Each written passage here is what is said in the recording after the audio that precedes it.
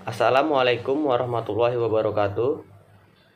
Saya Maulana Dermawan dari kelas A2 Sistem Informasi 2019 dengan nomor urut absen 20 pada mata kuliah Kecerdasan Bisnis. Di sini saya akan menjelaskan kembali rangkuman materi dari pertemuan 9 hingga pertemuan 14. Baiklah, saya akan memulainya. Baiklah, yang pertama kali akan kita bahas yaitu mengenai Enterprise Resource Planning atau ERP. Enterprise sendiri adalah merupakan gabungan 2, 3, atau lebih perusahaan yang saling bekerja sama, berbagi sistem baik itu database dan sebagainya.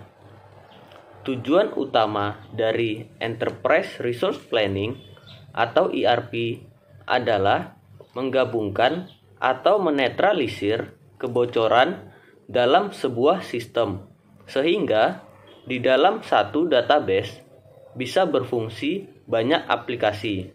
Jadi, di dalam aplikasi terdapat banyak fitur. Fungsi dari ERP sendiri adalah menggabungkan, mengintegrasi beberapa function dengan aplikasi menjadi satu banyak fitur yang dijadikan dalam aplikasi atau database-nya berbeda dan dijadikan dalam satu aplikasi.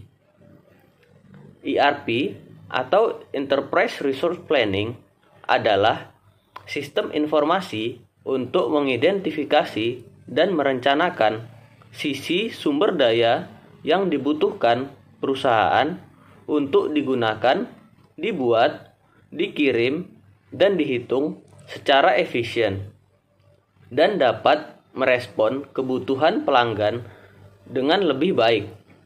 Jika diartikan secara umum, Enterprise Resource Planning atau ERP adalah sebuah konsep untuk merencanakan dan mengelola sumber daya perusahaan seperti waktu, dana, material agar pendaya gunaan sumber daya perusahaan dapat dimanfaatkan secara optimal untuk kesejahteraan semua pihak yang berkepentingan. Konsep dasar dari Enterprise Resource Planning atau ERP contohnya yaitu dari perusahaan retail. Kita mulai dari back office. Kenapa back office? Karena di back office mereka mengentry data, mengentry kebijakan. Back office ini terdapat financial application, manufacturing application, dan inventory management. Setelah selesai di back office, maka barulah kita ke front office-nya. Nah, di sini ada customer yang dimana datanya itu terdapat di central database. Corporate reporting atau laporan dan human resource management inilah yang menjembataninya. ERP atau Enterprise Resource Planning terdiri atas paket software komersial yang menjamin integrasi yang mulus atas semua aliran informasi di perusahaan, meliputi keuangan, akuntansi, SDM atau sumber daya manusia, rantai pasok, dan informasi konsumen.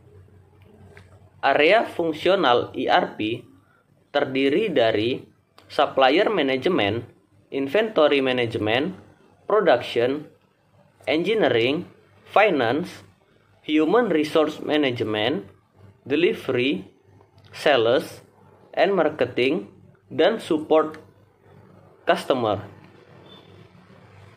Selanjutnya, kita akan membahas tentang software Power BI atau software Power Business Intelligence.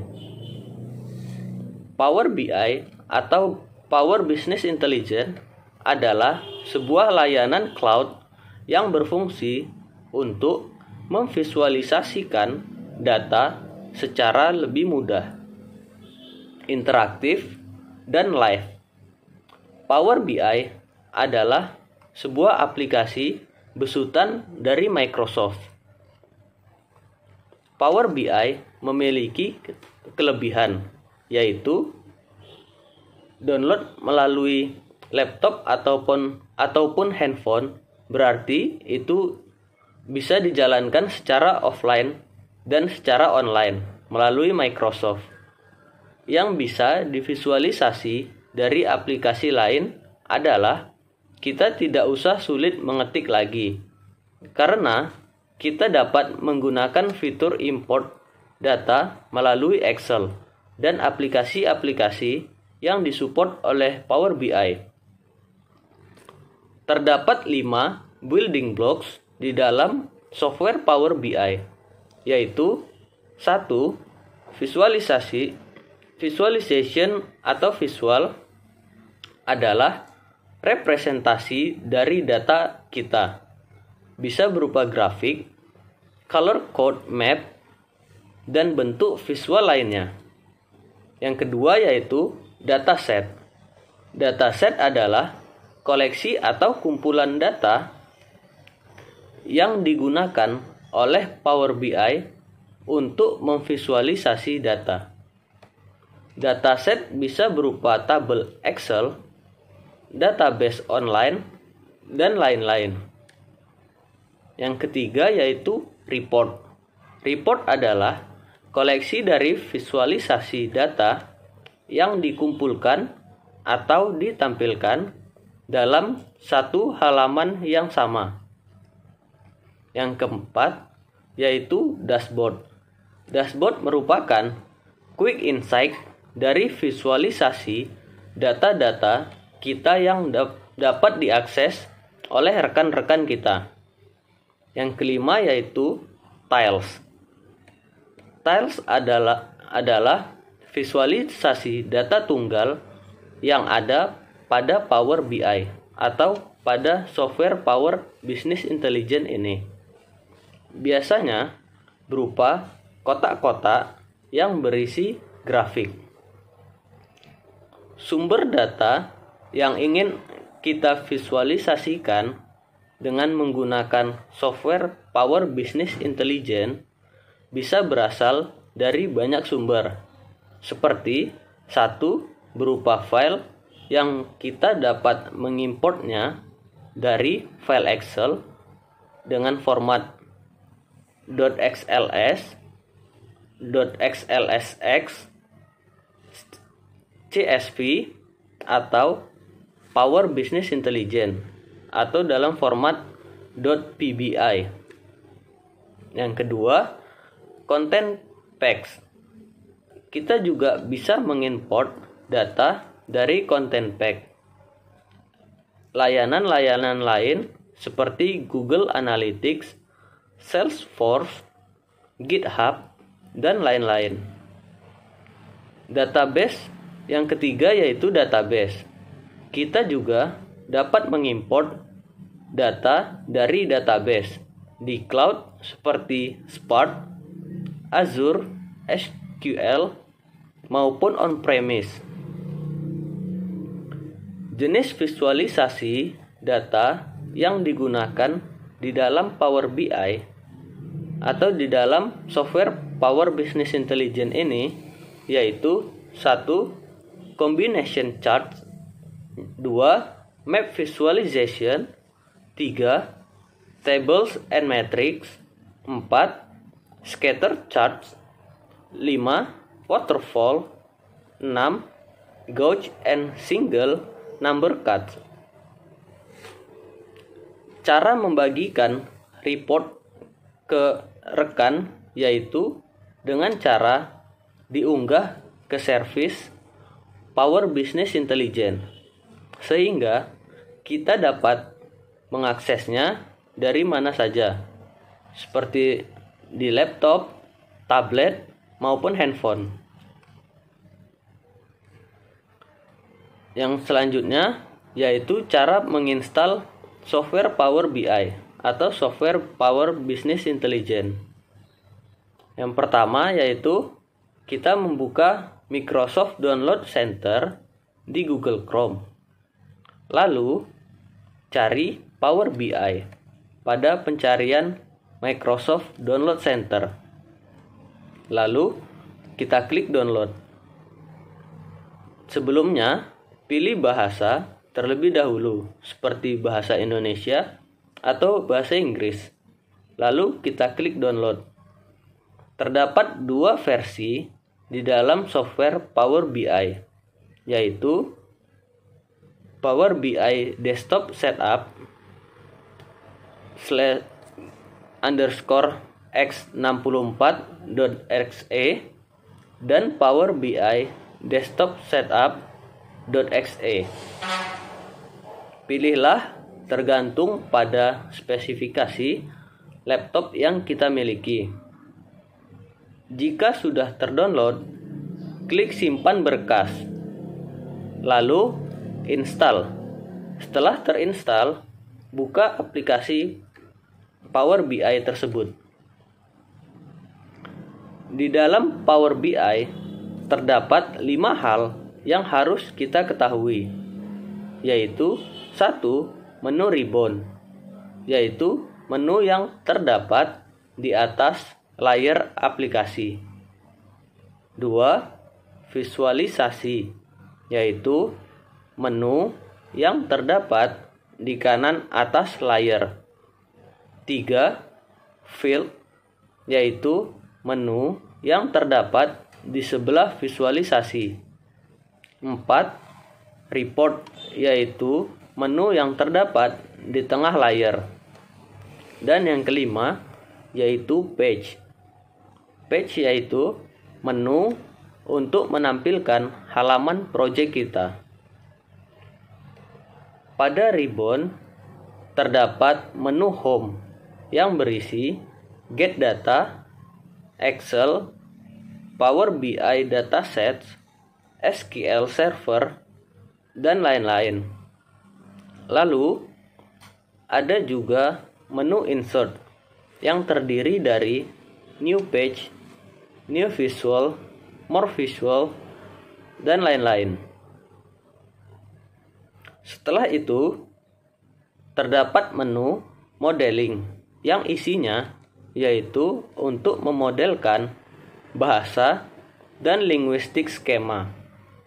Ada juga View yang berisi tampilan agar data terlihat lebih menarik.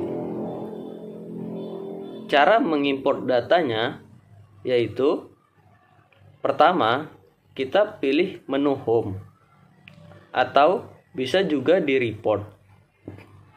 Lalu kita klik Excel. Pilihlah data yang terdapat di folder kita. Misalnya, data penjualan buah. Setelah itu, akan muncul halaman navigator. Pada halaman itu, terdapat folder data Excel yang sudah kita import tadi. Lalu, kita klik yang sheet. Lalu, kita klik load. Tunggu beberapa saat hingga loadingnya selesai. Selanjutnya, kita bisa melihat data yang sudah masuk apa belum dari field. Nah, di field itu kita tinggal klik di bagian sheet. Akan muncul datanya. Tetapi, jika grafik tidak muncul, maka itu belum masuk pada field tersebut.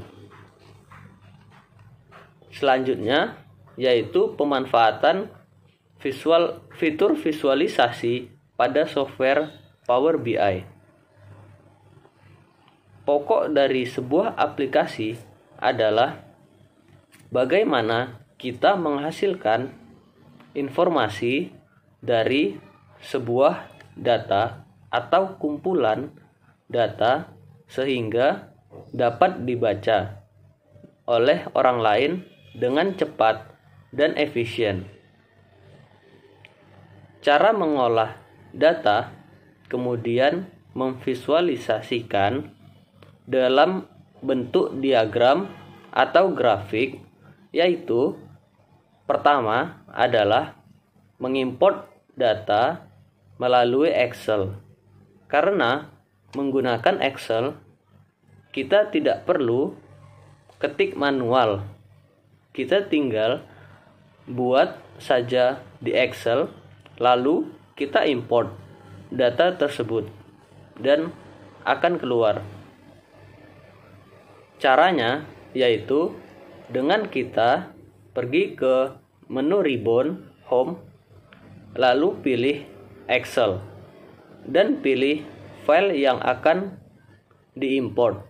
Misalnya data penjualan buah atau memasukkan atau membanding data penjualan buah di bulan Juni 2021 membandingkan buah apa yang paling banyak dibeli pada tahun 2021. Setelah itu akan muncul tampilan navigator dan klik sheet yang terdapat di bawah folder data penjualan buah yang sudah dimasukkan tadi, dan data akan muncul di tampilan navigator tersebut. Lalu klik load dan kita tunggu loading sampai selesai. Setelah itu pilih jenis visualisasi yang akan kita gunakan pada bagian visualization.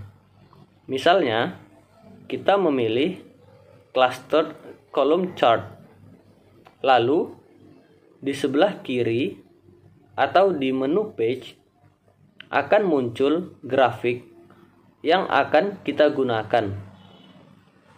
Nah, tapi grafiknya masih belum berwarna dikarenakan kita belum memasukkan data. Lalu kita geser chart ke tengah dan diperbesar.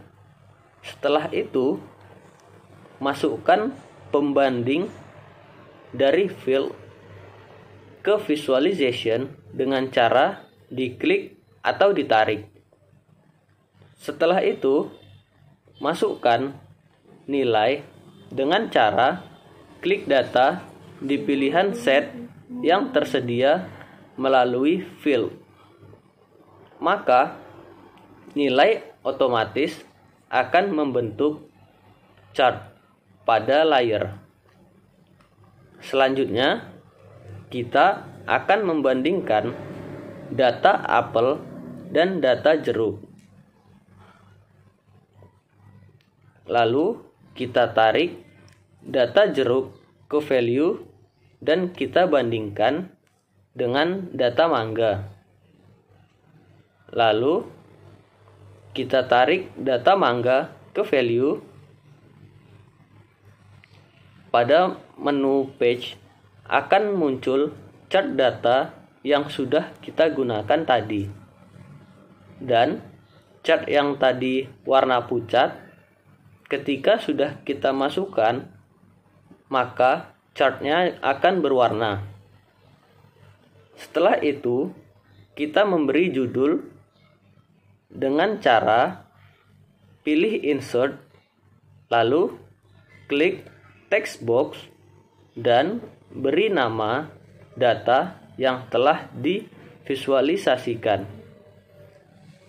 Kita juga dapat mengubah jenis visualisasi yang ingin digunakan tergantung kebutuhan. Dengan mengklik visualization, maka bentuk visual otomatis akan berubah. Selanjutnya, kita akan membahas pemanfaatan fitur visualisasi pada software Power Business Intelligence.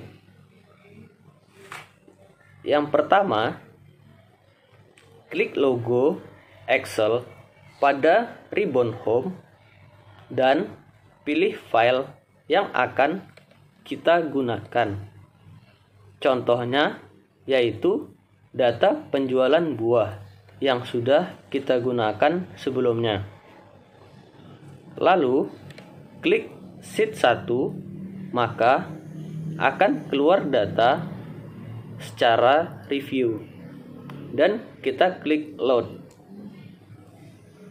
Setelah itu pilih salah satu visualization, misalnya cluster bar chart. Lalu pada menu page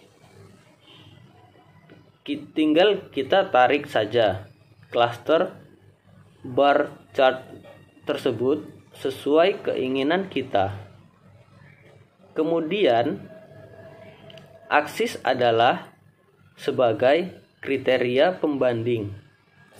Di data ini terdapat 2 kriteria pembanding, yaitu 1. Jenis-jenis buah.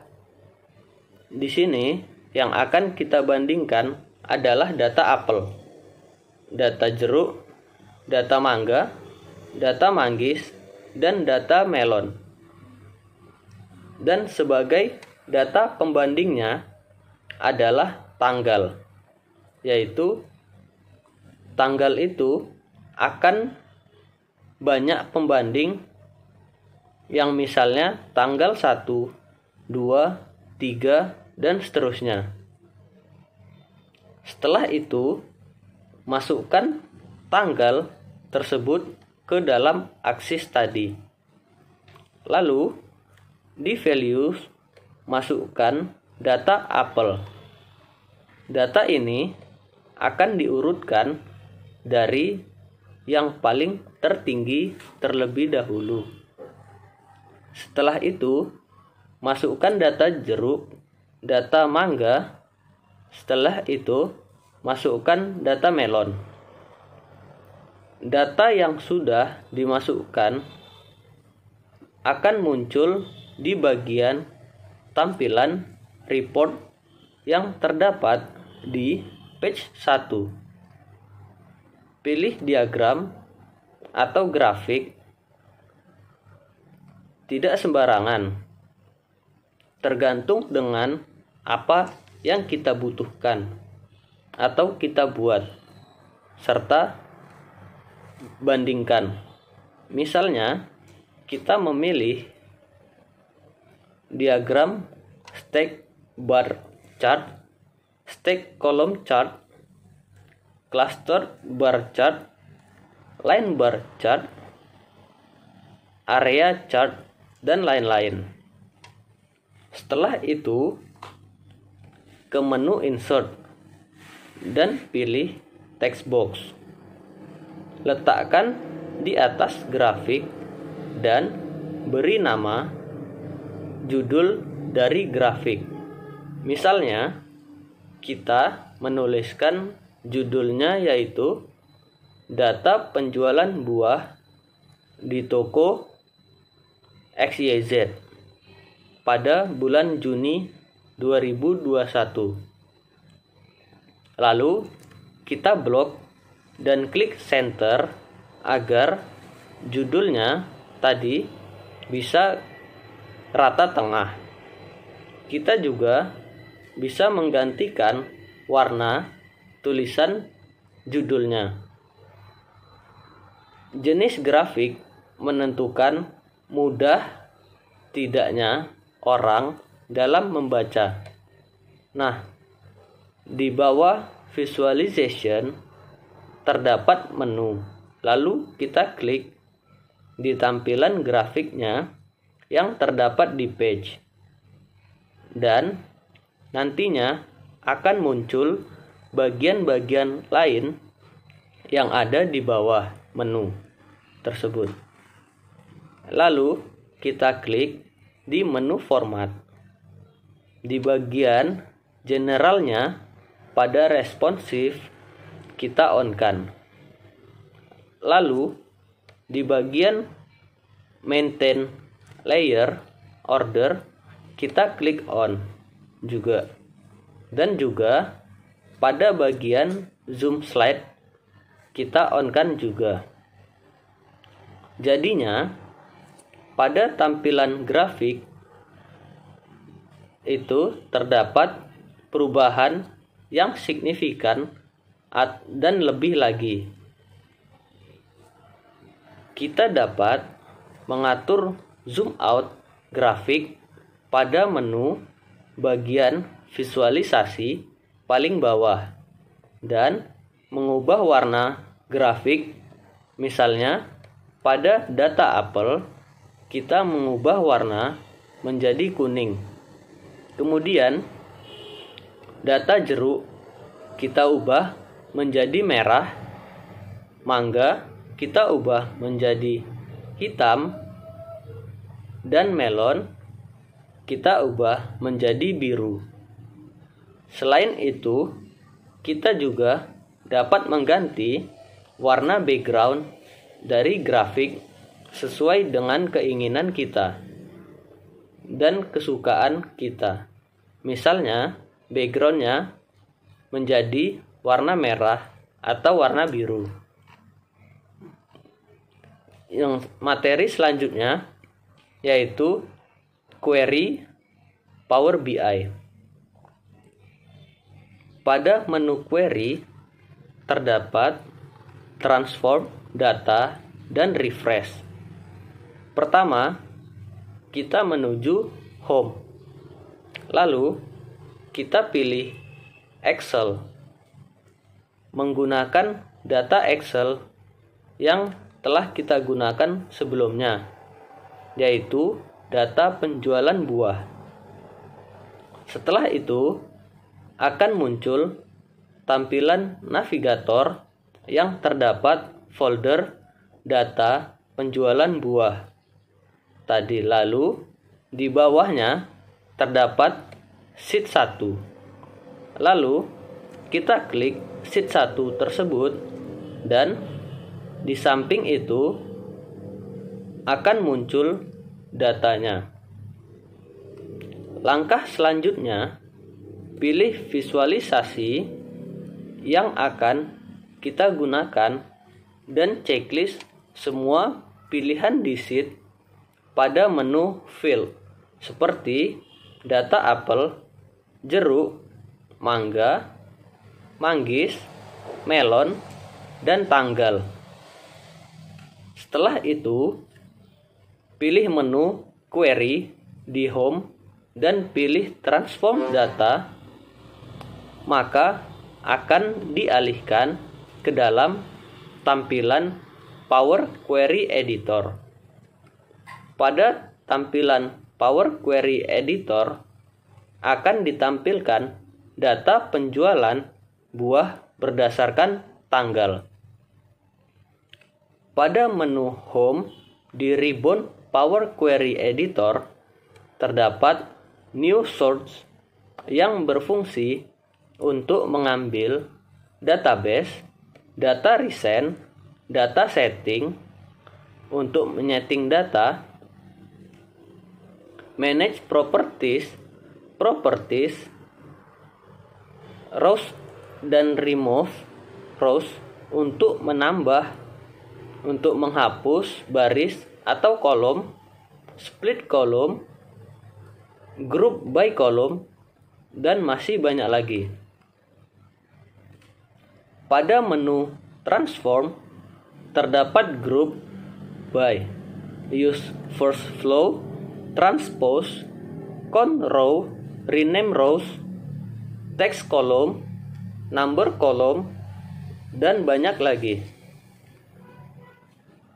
Pada menu add column terdapat from number yang terdiri atas statistik, atau pada menu statistik terdapat beberapa bagian lain, yaitu sum, minimum, maksimum, median, average, standard deviation, count value.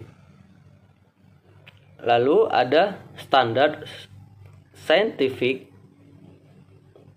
yang terdiri atas beberapa bagian, yaitu absolute value, power, square root, eksponen, logaritma, dan factorial.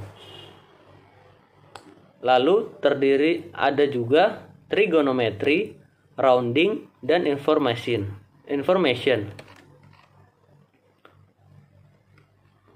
Power query adalah sebuah transformasi data dan persiapan data engine. Power query dilengkapi dengan tampilan antarmuka grafis untuk mendapatkan data dari sumber daya untuk menerapkan transformasi.